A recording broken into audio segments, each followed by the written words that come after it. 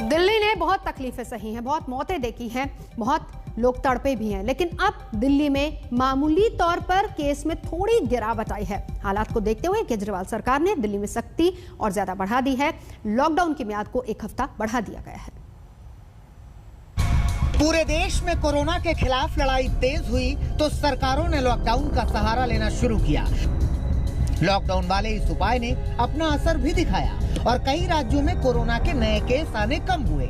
इसी वजह से दिल्ली में कोरोना के घटते मामलों के बीच केजरीवाल सरकार ने लॉकडाउन 1 हफ्ते और बढ़ाने का फैसला किया है, जो पिछले बार से ज्यादा सख्त होगा। मजबूरीवश अभी 1 हफ्ते का लॉकडाउन और बढ़ाया जा रहा है।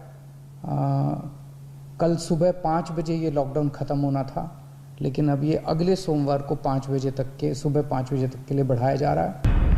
राजधानी में कोरोना संक्रमण की दर 35% के करीब पहुंचने के बाद 26 अप्रैल को लॉकडाउन लगाने का फैसला लिया गया था, जिसके बाद से दिल्ली में लगातार कोरोना के मामलों में गिरावट देखी जा रही है।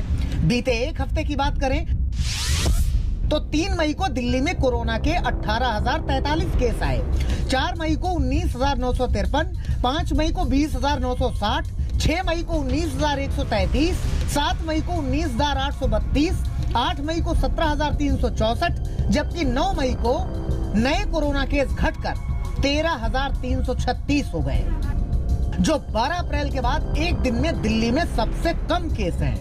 वहीं राजधानी में कोरोना संक्रमण की दर घटकर 22% से भी नीचे आ गई है। 26 अप्रैल के बाद से धीरे धीरे केसेस कम होने चालू हुए। इस बार बढ़ाए गए लॉकडाउन में दिल्ली में शादियों को लेकर नई गाइडलाइंस जारी की गई है, जिसके मुताबिक hotel, marriage hall, banquet hall में शादियों पर रोक होगी। घर पर 20 लोगों की मौजूदगी में ही शादी को मंजूरी दी गई है। इसके साथ टेंट और डीजे वालों को एडवांस वापस करना होगा। केजरीवाल सरकार की कोशिश है कि दिल्ली में कुछ और दिनों का लॉकडाउन लगाकर कोरोना पर काफी हद तक काबू पाया जाए। उधर बीजेपी कह रही है कि पहले से कोई तैयारी नहीं होने की वजह से केजरीवाल को लॉकडाउन जैसा कदम बढ़ाना पड़ रहा है। हालांकि आंकड़ों के लिहाज से देखें तो कोरोना के खिलाफ जंग में दिल्ली में लॉकडाउन काफी असरदार साबित हुआ है। दिल्ली से पंकज जैन के साथ आज तक ब्यूरो। इस बीच एक बड़ी खबर बता दें कि कांग्रेस में अब आंतरिक चुनाव का ऐलान। कांग्रेस अध्यक्ष पद के लिए होंगे चुनाव। 23 जून को कांग्रेस पार्टी करेगी वोटिंग। केसी वेणुगोपाल ने पढ़ा है इलेक्शन का टाइम टेबल। कांग्रेस कार्य समिति को इसकी मंजूरी देनी है। मौसमी सिंह मेरे साथ जुड़ चुके हैं। तो मौसमी, फाइनल है 23 को होगा चुनाव? जी बिल्कुल, देखिए बड़ी खबर आ रही है। लगातार ये चुनाव जो है वो पोस्टपोन होता चला जा रहा था और कांग्रेस कार्यकर्ताओं को सिर्फ तारीख पर तारीख मिल रही थी, जहाँ तक नेतृत्व में बदलाव की बात है। लेकिन विधानसभा में मिली करारी हार के बाद कांग्रेस पार्टी नींद से जागी है। दरअसल डेडलाइन भी खत्म हो गई थी। कहा गया था आंतरिक चुनाव जो है अब जल्द किए जाएंगे विधानसभा चुनाव के बाद। ऐसे में बड़ी खबर जो आ रही है कि 23 जून को कांग्रेस के जो महासचिव है संगठन के, उन्होंने कहा है कि 23 जून को कांग्रेस पार्टी के तमाम सदस्य जो पोलिंग कमेटी में है वो वोट डालेंगे और नया अध्यक्ष, कांग्रेस पार्टी का नया अध्यक्ष चुना जाएगा। सोनिया गांधी अंतरिम अध्यक्ष के तौर पर अभी तक कमान संभाल रही थी, यानी कि आंतरिक चुनाव का शेड्यूल पढ़ा जा चुका है कांग्रेस कार्य समिति की बैठक में, जो अभी चल रही है, और इसको कांग्रेस कार्य समिति को अब मंजूरी देनी है। बिल्कुल। मौसमी, लगातार सवाल भी उठ रहे थे राहुल गांधी के बाद, जिस तरीके से कार्यकारी अध्यक्ष के तौर पर सोनिया गांधी वहां पर काम कर रही थी, और ऐसे में अंदर खाते बहुत सारी आवाजें भी उठ रही थी इसी चुनाव को लेकर।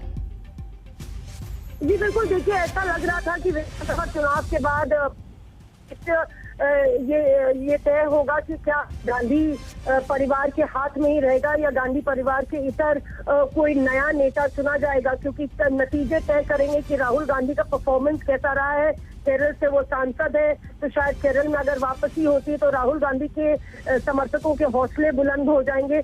मगर आप देखिए जिस तरह से असम में बड़ी गंभीरता से और बहुत ज्यादा रैलियां राहुल गांधी ने की, प्रियंका गांधी भी असम गई, केरल भी गई, उसके बावजूद जो परफॉर्मेंस रहा है, चाहे वो केरल में हो, असम में हो, पश्चिम बंगाल में शून्य हो गई पार्टी, तो उसको लेके भीतर खाने में बहुत रेस्टलेसनेस तो है ही, पर ये जानते हुए कांग्रेस नेतृत्व ये जानता है कि पहले से ही कई नेताओं के तेवर बागी हो रखे हैं और कांग्रेस कार्यकर्ताओं की भी नजरें अब पार्टी आलाकमान पे है। ऐसे में कांग्रेस अध्यक्ष ने ये साफ कर दिया कि अब आंतरिक चुनाव पार्टी में होंगे।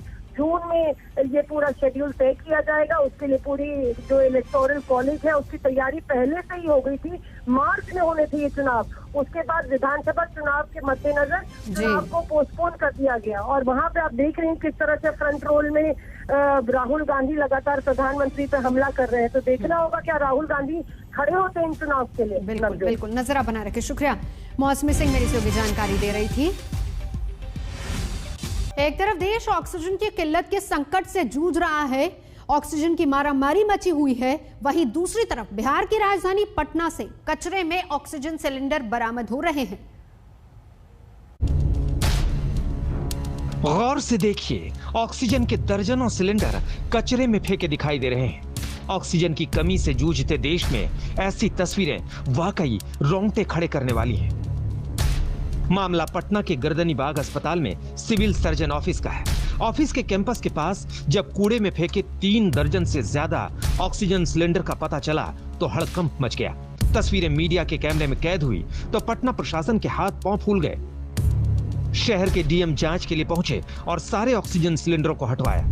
डीएम से जब मीडिया ने कचरे में फेंके सिलेंडरों को लेकर सवाल दागे तो जवाब मिला कि ऑक्सीजन की कोई कमी नहीं है। ऑक्सीजन सिलेंडर हम लोगों के पास बहुत है। ऑक्सीजन सिलेंडर का इशू नहीं है, मेन इशू है कि उसमें ऑक्सीजन भरने का, ऑक्सीजन की रिफिलिंग का। पटना के डीएम की बातें सुनकर यही मतलब निकाला जा सकता है कि सूबे में ऑक्सीजन और ऑक्सीजन सिलेंडर इतने हैं कि कूड़े में फेंका जा सकता है। बहरहाल अब बिहार की बदहाली की दूसरी तस्वीर देखने के लिए सुपौल चलिए।